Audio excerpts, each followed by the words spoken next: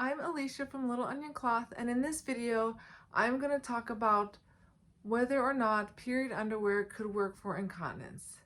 Now, the short answer is maybe it could work. There are a few key elements that you need to think about and consider when you are choosing the right cloth incontinence product for you. The key elements that you need to keep in mind are 1, the force of your flow, 2, which is quantity of moisture, and 3, which is duration of the time held.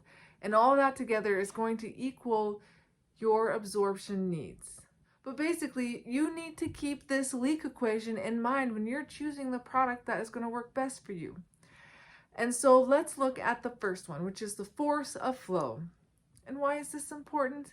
Well, this is particularly important when you are looking at period underwear because, for one, if you go onto some of these period underwear websites and they've got these beautiful videos where they've got their leak-proof underwear out on a beautiful table and there's plants and it's all like really zen and nice, and then you see a hand with a beaker full of a little bit of water and they're gracefully pouring that liquid up and down the entire crotch of the underwear. Like, that's nice, but that is not how reality works, okay? Because what really happens is the force of the flow comes out and it hits one area on a product, and that area has got to be big enough and have enough absorbing capacity to capture that moisture without leaking, okay? So now if your incontinence is really light, like you've got, it just kind of dribbles and drops, and whether it's over a short period of time or a long period of time, maybe you laugh and or sneeze and you end up with a quick little gush, like, period underwear is probably going to work just fine for you. There is one other consideration, which is product construction, which we will go into. What happens, right? If you look at, like, let's say it rains. If you've got a slow, steady rain all day, the ground is going to absorb that just fine, right? If you have a downpour, most of that rainwater is going to run off because it's coming too fast for the earth to absorb it. And and leak-proof underwear is the same way. If that moisture is coming too fast for the fabric to absorb it, then it's got to go somewhere. That's why you would have to take into consideration how wide is the crotch area. The faster the flow, right, the wider crotch area you're going to need. And this kind of also leads us into the second key element, which is quantity, right? The quantity of moisture. If it's just a little bit, leak-proof underwear can probably handle it without any problem. If it's a lot, again, fabric can only absorb so fast, and the rest of that moisture it's gonna have to wick. It's gonna have to go somewhere. Again, you would need a wider crotch. But even if you've got a slower leak, but you've got a lot over a shorter period of time, what happens is that moisture will hit the fabric and that fabric will absorb the moisture until it reaches its capacity to hold moisture. And then when it cannot absorb anymore, even if this is for a slow leak over a longer period of time, then you're gonna start getting leaks. That liquid has got to go somewhere. It's like if you step in a puddle with your jeans and the hem of your jeans get wet, well, a couple hours later, that 1-inch wet hem is now going to be like 6 or 7 inches up your leg because the denim material has, which is cotton, it has wicked that moisture up. And that is the way that cloth works. Now, you'll know that you've got a quantity problem or a flow force problem if you notice that your leak-proof underwear or your cloth incontinence product is only, like, let's say the front half is wet and the back half is dry, but it's leaking even though you have all this dry area. And that's because, again, you're getting too much moisture in that one area too quickly. This question leads us to the third element, which is how long does the product need to hold the moisture, right? What is the duration of the time held, okay? And now this is a really important question. I feel like it gets overlooked quite a bit. Case in point, I had someone request an all-in-one style diaper that they wanted to go all day. Now, for the record, I would never recommend an all-in-one style diaper, even for overnight, because that style of diaper, it's not great at holding liquid for a long period of time, and that's because it's all together, right? If you need a product to hold moisture for a long period of time, your best bet is a separate plastic cover over your product.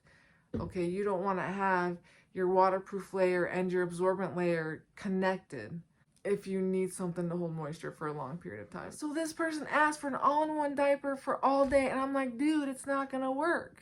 And he's like, please, like, just try it, I'm gonna pay you all this money. And I'm like, oh my gosh, okay, fine. So I layered up the Zorb and some hemp, because hemp holds moisture without compression leaks. And I layered up as much as my sewing machine could handle. And it was the most I've ever sewn into a diaper. And of course it didn't work, and he was upset, and it was like this whole thing, and I'm just like, and it's one of those things I'm like, why did I do this to myself? I ended up refunding him like 40% of the product. It was a huge waste of time and money for everybody involved. And, you know, solely because cloth, I mean, even disposables, they just can't hold a whole lot of moisture all day long. Like, that's asking too much. But that request really highlights the importance of considering how long do you need your product to hold the moisture after an accident.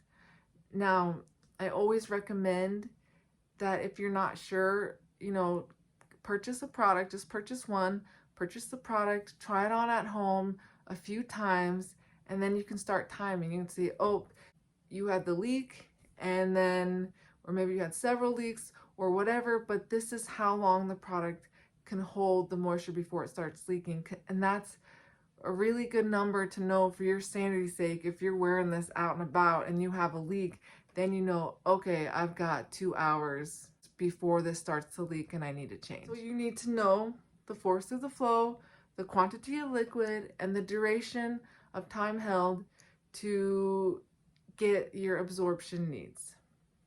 Now, in the case of period underwear and whether or not they would work for incontinence, there is another like really important piece to consider, which is what is the construction of the period underwear, like aka how high up is that leak-proof pad going, right? Because you don't need me to tell you that the vagina and the urethra is not in the same place on a woman, okay? Like, let's just be candid here.